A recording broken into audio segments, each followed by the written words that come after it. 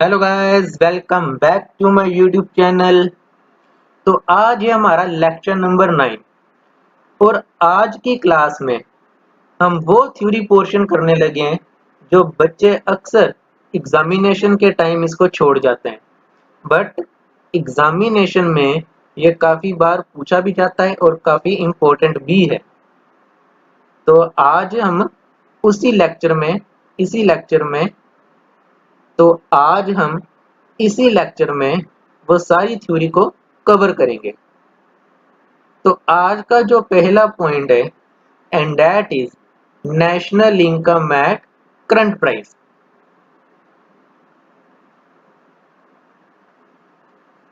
क्या कह रहा है क्या कह रहा है it is the money value of final goods and services produced by normal resident of a country in a year measured at the prices of current year।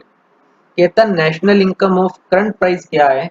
एक मनी वैल्यू है फाइनल गुड्स एंड सर्विसेज की जो एक India में रहने वाला व्यक्ति produce करता है और जो भी पूरे साल में प्रोड्यूस कर रहा है वो और जो भी उसके करंट प्राइसेस हैं वो क्या है? मेरी नेशनल इनकम है करंट प्राइस। अब सपोज करते हैं कि मैंने एक नॉर्मल रेजिडेंट ने कितनी प्रोडक्शन की? हम कहते हैं उसने प्रोडक्शन की 50,000 की। कितनी प्रोडक्शन कर दी? 50,000 की। और करंट ईयर प्राइसेस हैं 10। करंट ईयर प्राइसेस कितने हो गए? 10। तो अब नेशनल इनकम करंट प्राइसेस पे कैसे निकलेगी? सर ये तो बड़ा इजी है। मैंने प्रोडक्शन की 50,000 की और एक यूनिट का प्राइस है 10, आपस में मल्टीप्लाई कर दो तो ये आपका आ गया 5 लाख। तो इसको क्या कहेंगे? National income at current price. वो सारी गुड्स जो मैंने पूरे साल में प्रोड्यूस की है और जो उसका करंट प्राइस है उसकी मनी वैल्यू को क्या कहेंगे? हम national income at current price.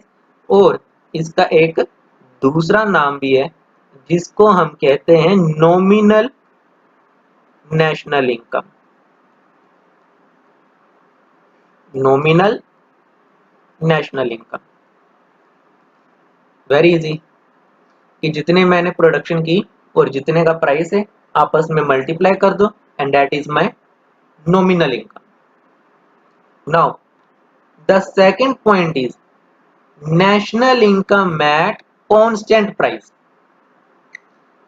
It is the money value of final goods and services produced by normal resident of a country in a year measured at a base year price। वो सारी final goods जो एक normal resident ने India में रह के produce की और उसका हम करंट ईयर प्राइस नहीं ले रहे, उसका एक कांस्टेंट प्राइस ले रहे हैं कि पूरे जितने भी साल, ठीक है ना। अगर हम कहें कि 2010 से लेके 2021 तक उसका कोई बेस प्राइस रहा होगा उससे मल्टीप्लाई कर दें तो मेरा क्या आ जाएगा? National income at constant price. जो भी हमने एक नॉर्मल रेजिडेंट ने पूरे साल में जो भी फाइनल गुड्स और सर्विसेज को प्रोड्यूस किया है उसके बेस ईयर प्राइस से मल्टीप्लाई कर देंगे तो वो क्या आ जाएगा? National income at constant price. हम एक एग्जांपल लेते हैं और बेस ईयर मानते हैं 2010 एंड 11। 2010 एंड 11 ये सपोज किया है और उस बेस ईयर में बेस प्राइस है मेरा ₹5। प्रोडक्शन मैंने 50,000 ही की है, ठीक है। ये हम कैलकुलेट कर रहे हैं 2021 में, बट प्राइस कौन सा ले रहा हूं मैं? 2010-11 का। प्रोडक्शन मैंने 50,000 की और बेस ईयर प्राइस मेरा हो गया 5। तो मेरी national income at constant price निकल आई 2,50,000। जो हमने पहला पॉइंट किया था वो था national income at current price कि आज की तारीख में कितना प्राइस है और मैंने कितने यूनिट्स प्रोड्यूस किए, मल्टीप्लाई कर दिया, वो मेरा आंसर आ गया 5 lakh rupees. But national income at constant price कह रहा है कि जो भी आपने पूरे साल में प्रोड्यूस किया उसको किसी बेस ईयर को मल्टीप्लाई कर दो, जो भी उस बेस ईयर का प्राइस रहा होगा, 5 rupees, 10 rupees, 1 rupee, what ever it is, तो उसमें मल्टीप्लाई कर दो, तो आपका क्या आ गया, national income at constant price. और जैसे उसका एक नाम था नॉमिनल नेशनल इनकम, तो इसका एक नाम होगा रियल नेशनल इनकम। ये वो नेशनल इनकम है जो असलियत में है, ठीक है, इसको हम क्या कहेंगे, रियल नेशनल इनकम। काफी इजी है, nominal national income and real national income. Nominal national income calculate करते हैं करंट ईयर प्राइस पे, और रियल नेशनल इनकम कैलकुलेट करते हैं बेस ईयर प्राइस पे। नाउ अब बच्चे कहेंगे सर हमें कैसे पता चलेगा कि ये कितना, मतलब वो आ रहा है, डिफरेंस आ रहा है, ठीक है, प्राइसेस में कैसे पता चलेगा कि आज की तारीख में इतना प्राइस होगा, लास्ट ईयर में इतना प्राइस होगा, और कितने परसेंट इंक्रीज या डिक्रीज हुआ होगा। तो उसके लिए कंसेप्ट आता है price index.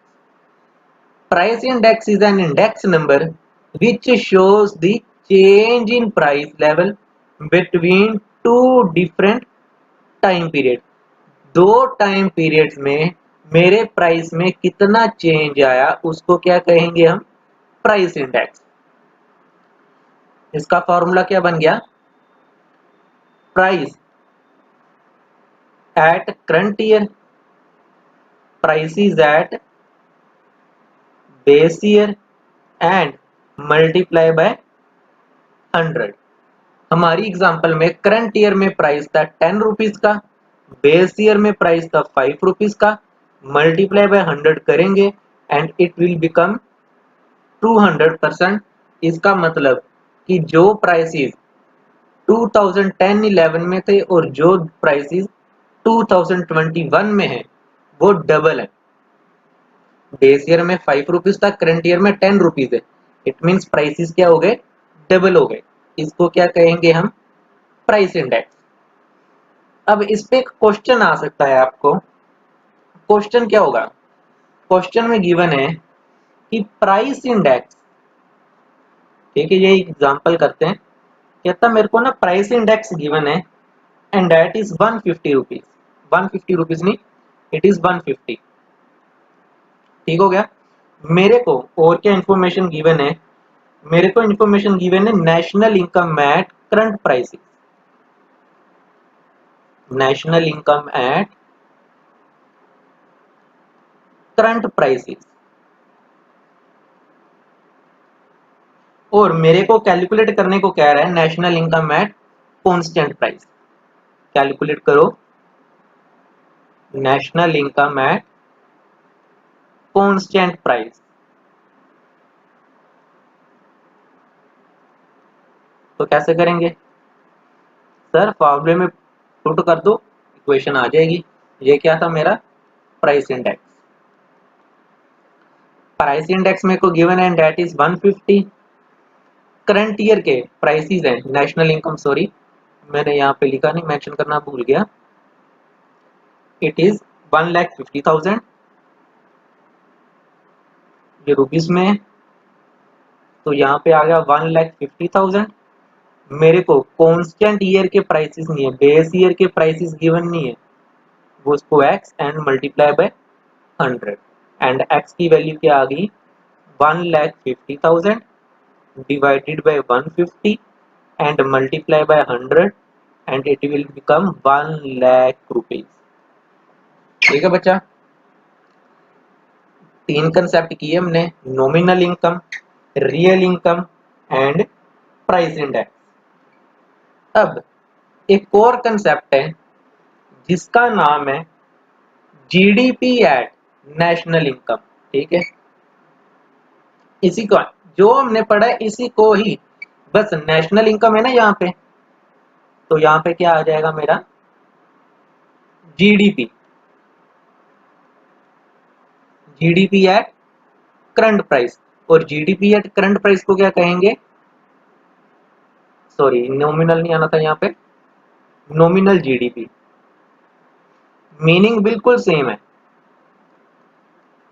Meaning exact same है कि जो भी गुड्स एंड सर्विसेज मैंने प्रोड्यूस किए पूरे साल में और जो करंट ईयर का प्राइस है मल्टीप्लाई कर दो, वो क्या बन गई मेरी नॉमिनल जीडीपी। तो क्या सर हमारी रियल जीडीपी भी ऐसी होगी? बिल्कुल जी, आपकी रियल जीडीपी भी ऐसे ही निकलेगी। जहाँ पे मैंने national income at constant price लिखा था, वो मेरा बन गया GDP at constant price. And GDP at constant price means जो भी गुड्स एंड सर्विसेज मैंने सारे साल में प्रोड्यूस किए और कोई बेस ईयर का जो प्राइस होगा उससे मल्टीप्लाई कर दो and it will become real GDP, gross domestic product, real GDP. अब बच्चे कहेंगे सर ये तो बड़ा इजी है, बच्चे पता नहीं क्यों छोड़ के जाते हैं। तो बच्चे इसलिए छोड़ जाते हैं क्योंकि बच्चे इनकी तरफ ध्यान ही नहीं देते और एग्जामिनेशन में ये काफी ज्यादा बार पूछते हैं। रियल जीडीपी क्या है, नॉमिनल जीडीपी क्या कहते हैं, what is real income, nominal national income, ठीक है ना। तो मतलब सभी का सेम है, पांच चारों कंसेप्ट का सेम है, बस मीनिंग पता होना चाहिए।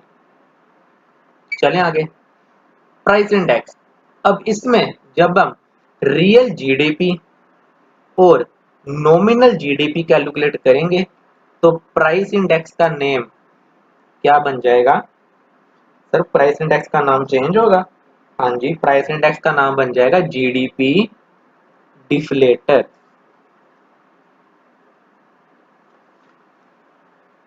GDP deflator.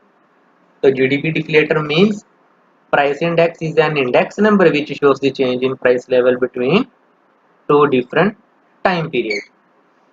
अब जो एग्जांपल मैंने यहाँ पे ली, अगर मैं यहाँ पे लिख दूं मेरे को जीडीपी डिफ्लेटर गिवन है और मेरे को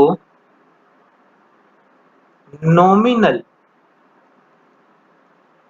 जीडीपी गिवन है 1,50,000 की, और कैलकुलेट करने को मेरे को कह रहा है रियल जीडीपी। कैलकुलेट क्या करनी है मैंने? Real GDP. तो सेम फॉर्मूला देख लो, ठीक है ना। बेसिकली रियल जीडीपी क्या है या फिर रियल नेशनल इनकम क्या है कि वो गुड्स एंड सर्विसेज जो मैंने प्रोड्यूस किए इंडिया में और उस बेस ईयर में कुछ ना कुछ बेस प्राइस रहा होगा उससे मल्टीप्लाई किया। तो मेरी रियल जीडीपी कितनी होगी? 1,00,000 रुपीज की। आई होप आपको क्लियर हो चुका होगा। अगर आपको ये वीडियो अच्छी लगी है तो आप एक थम्स अप बटन को क्लिक कर दें, लाइक कर दें, चैनल को सब्सक्राइब भी कर दें, ठीक है बच्चा। चलिए, now the next concept is GDP and welfare. Similarly one of the most important concept in national income, जो बच्चे इसको इग्नोर करके जाते हैं, ठीक है। GDP and welfare. एग्जामिनेशन में क्वेश्चन कैसे आएगा? क्वेश्चन आपको आएगा, is GDP and welfare are one of the same thing? Comment. क्या जीडीपी एंड वेलफेयर दोनों सेम है? इस पे आप कमेंट करें। तो हम क्या लिखेंगे? ये 5 पॉइंट्स है नीचे। सबसे पहला पॉइंट क्या है? डिस्ट्रीब्यूशन ऑफ जीडीपी, ठीक है। कहता है जैसे जैसे जीडीपी इंक्रीज हो रही है, देखो ना, पहले तो आप मतलब समझो जीडीपी क्या है। सर जीडीपी है ग्रोस डोमेस्टिक प्रोडक्ट, वो चीजें जो हमने पूरे साल में प्रोड्यूस की है, ठीक है ना, जो हमने पूरे साल में प्रोड्यूस की है। एंड वेलफेयर मींस इंसानियत, ठीक है ना। अब कह रहा है कि जब डिस्ट्रीब्यूशन होती है जीडीपी की, जैसे जैसे मेरी जीडीपी इंक्रीज होएगी तो कहते हैं इनइक्वालिटी, इनजस्टिस हो जाएगा बिटवीन पुअर एंड रिच, ठीक है ना। मेरी इनकम इंक्रीज हुई, जब इनकम हमने आगे डिस्ट्रीब्यूट की तो डिस्ट्रीब्यूशन के टाइम हमने एक डिस्क्रिमिनेशन गैप आ गया बिटवीन रिच एंड पुअर। तो जब डिस्ट्रीब्यूशन की जीडीपी की, तो जीडीपी एंड वेलफेयर ये दोनों सेम नहीं है, ठीक है ना, क्योंकि क्वेश्चन क्या होगा, is GDP and welfare are one of the same thing. तो GDP and welfare are not the same thing, ये सेम नहीं है, क्योंकि जीडीपी के इंक्रीज होने के साथ इनइक्वालिटीज भी बढ़ जाती हैं, क्योंकि जब डिस्ट्रीब्यूट करते हैं तो rich will become rich and poor will become poor, वहां पे कंसेप्ट ऑफ इनजस्टिस का आ जाएगा, ठीक है ना, क्योंकि वो इनइक्वालिटीज को लेता ही नहीं है, डिस्ट्रीब्यूशन जब करते हैं तो वो इनइक्वालिटीज को लेता ही नहीं है, poor will become poor and rich will become rich. Now the next price is change in prices. Change in price का मतलब प्राइस का चेंज होना, जैसे हमारा ऊपर था करंट ईयर में 10 है एंड बेस ईयर में 5 है, और उसका वेलफेयर के साथ लेना देना ही नहीं है, ठीक है ना। प्राइस किसके साथ रिलेट करेगा, जीडीपी के साथ, रिलेट नहीं करेगा किसके साथ, वेलफेयर के साथ। तो यहाँ पे भी क्या कहेंगे, GDP and welfare are not the same thing. Next is non monetary exchanges. Non monetary exchanges वो चीजें, जैसे आपकी मदर घर पे खाना बना रही है, ठीक है, या मैंने किसी ओल्ड एज पर्सन की या किसी मैंने ब्लाइंड पर्सन की रास्ते में कोई मदद की, मैंने उसको रोड क्रॉस करवाई, ठीक है ना, या फिर मैंने कोई ऐसी एक्टिविटी की, मैंने गार्डनिंग की, ठीक है ना, घर में प्लांट्स थे मैंने वहाँ गार्डनिंग वगैरह की, ये क्या है, मेरे नॉन मोनेटरी एक्सचेंजेस। यहाँ पे मैं इंसानियत कर रहा हूँ, बट मैं कुछ मैं प्रोड्यूस थोड़ी कर रहा हूँ। मैंने ओल्ड एज पर्सन या ब्लाइंड पर्सन को जब रोड क्रॉस करवाई तो वहां पे जीडीपी इंक्रीज थोड़ी हुई, वहां पे कुछ प्रोडक्शन थोड़ा हुआ, ठीक है ना, इसलिए यहाँ पे भी जीडीपी एंड वेलफेयर दोनों सेम नहीं है, दोनों अलग अलग है।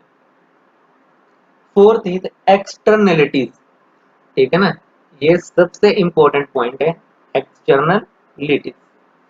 एक्सटर्नलिटीज क्या है, कहता है जब जीडीपी इंक्रीज होती है, जब हम प्रोडक्शन करते हैं, देन उस प्रोडक्शन इंक्रीज के कारण हमारा जो इन्वायरमेंट है उसको कुछ ना कुछ हार्म होता है, कुछ ना कुछ फाइन वगैरह पे करना पड़ता है। प्रोडक्शन इंक्रीज हुई, पोल्यूशन हुआ, ठीक है, तो मेरे को उसका फाइन नहीं पड़ा, but according to welfare GDP के साथ उसका कोई लेना देना नहीं है कि पोल्यूशन हो रहा है, बट अकॉर्डिंग टू वेलफेयर क्या कहेंगे, हमारा इन्वायरमेंट हार्म हो रहा है, इन्वायरमेंट गंदा हो रहा है,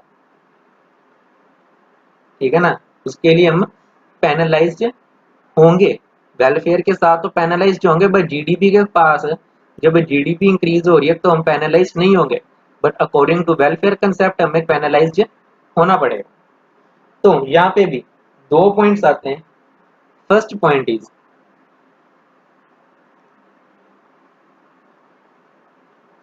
is negative impact and second is positive impact. यहाँ पे लिखेंगे नेगेटिव एक्सटर्नलिटी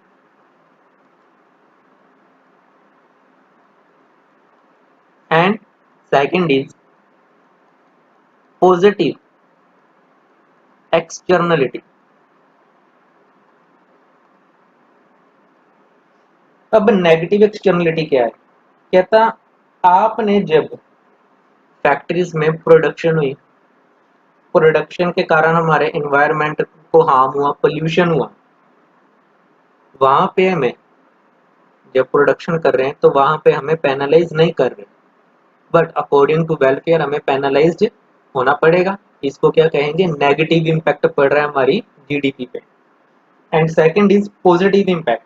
अब पॉजिटिव इम्पैक्ट क्या मतलब क्या हुआ, कि हम पब्लिक पार्क्स हैं वहां पे जा रहे हैं, ठीक है ना, क्यों जा रहे हैं, हम वॉकिंग के लिए जा रहे हैं, रनिंग के लिए जा रहे हैं, टू फिट एंड फाइन, ठीक है ना, हम फिट रहना चाहते हैं, फाइन रहना चाहते हैं, और उसका वो वेलफेयर में आ गया, बट उसका जीडीपी के साथ कोई लेना देना नहीं है, ठीक है। हम गार्डन में जा रहे हैं, पार्क में जा रहे हैं, हम वॉक कर रहे हैं, उस वॉकिंग से कुछ प्रोड्यूस थोड़ी हो रहा है, ठीक है ना, उससे हमारी जो हेल्थ है वो इंक्रीज हो रही है, वो अच्छी हो रही है, हम फिट हो रहे हैं, फाइन हो रहे हैं, बट उससे कुछ प्रोड्यूस नहीं हो रहा, उससे प्रोड्यूस नहीं हो रहा। It means GDP and welfare दोनों अलग अलग हो गए। और नेगेटिव में प्रोडक्शन हो रही है, हमें पेनलाइज होना चाहिए क्योंकि हम इन्वायरमेंट को हार्म कर रहे हैं, हम वहाँ पे पेनलाइज नहीं हो रहे, ठीक है, बट वेलफेयर के अकॉर्डिंग होना चाहिए। तो यहाँ पे भी जीडीपी एंड वेलफेयर क्या हो गए, अलग अलग हो गए। Now rate of population growth, हम कहते हैं कि पहले मेरी पॉपुलेशन थी 10, अब वो इंक्रीज होके 20 पे आ गई, बट जो जीडीपी थी वो हमारी 12 थी एंड वो इंक्रीज होके 15 पे आ गई। पॉपुलेशन कितनी बढ़ गई, 10 के साथ, और जीडीपी कितनी बढ़ गई, 3 के साथ, ठीक है ना। मतलब पॉपुलेशन 10, जो पॉपुलेशन है वो 10 से बढ़ गई, बट जो खाना है वो 3 का बना। इट मीन्स जो 7 लोग हैं वो भूखे मरेंगे, जिन्होंने जन्म लिया, जिनका बर्थ हुआ, बर्थ 10 लोगों ने लिया, बट खाना कितने को मिला, 3 लोगों को मिला। इट मीन्स जो 7 लोग हैं वो क्या होगा, भूखे मरेंगे। तो इससे भी मेरा जीडीपी एंड वेलफेयर क्या हो गया, अलग अलग हो गया। अगर क्वेश्चन आए एग्जामिनेशन में is GDP and welfare are one of the same thing, तो आप ये पॉइंट्स लिखेंगे कि GDP and welfare are not the one of the same thing because of the following reason. And सबसे पहला था distribution of GDP, second one is change in price, third is non monetary exchanges, fourth is externalities, उसमें 2 point किए, negative and positive externality, and fifth is rate of population growth, कि जिस rate से population increase हो रही है उस rate से हमारी जीडीपी इंक्रीज नहीं हो रही, ठीक है बच्चा।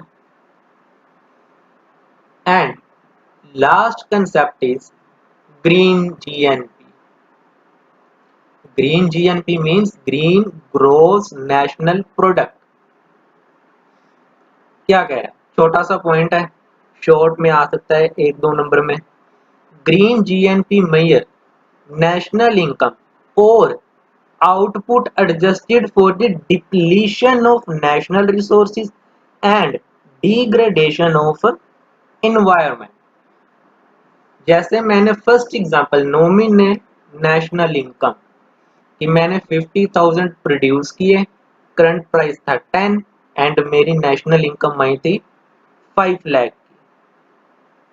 अब मैं कह रहा हूं कि जो 5 लाख मैंने अर्न किया उसके कारण 50,000 का इन्वायरमेंट को हार्म हुआ, इन्वायरमेंट की डिग्रेडेशन हुई, नेचुरल रिसोर्सेज कम हुए, तो मेरी ग्रीन ग्रोस नेशनल कितनी आ गई, 4,50,000। इसको क्या कहेंगे हम, ग्रीन जीएनपी। वो जीएनपी जिसके कारण हमारे इन्वायरमेंट को हार्म हुआ है, इन्वायरमेंट की डिग्रेडेशन हुई है, हमारे नेचुरल रिसोर्सेज कम हुए। और इसी के साथ ये चैप्टर हमारा फिनिश हो गया। जो नेक्स्ट वीडियो आएगी वो एक पूरे चैप्टर पे एक रिवीजन लेक्चर आएगा जिसमें हम सभी पॉइंट्स को एक बार फिर से कवर करेंगे। हमने जो 3 मेथड्स किए, value added, income method, expenditure method, उनकी हम रिवीजन करेंगे, कौन कौन से पॉइंट आते थे, वो सिर्फ एक रिवीजन लेक्चर होगा।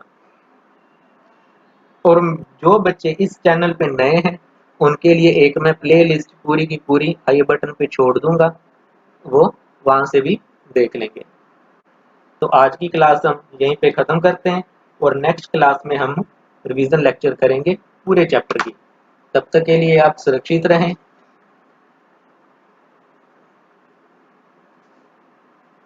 नेक्स्ट क्लास जो रहेगी वो रिवीजन लेक्चर पे रहेगी। तब तो आज की क्लास हम यहीं पे ख़त्म करते हैं, जो नेक्स्ट क्लास रहेगी वो रिवीजन लेक्चर पे रहेगी।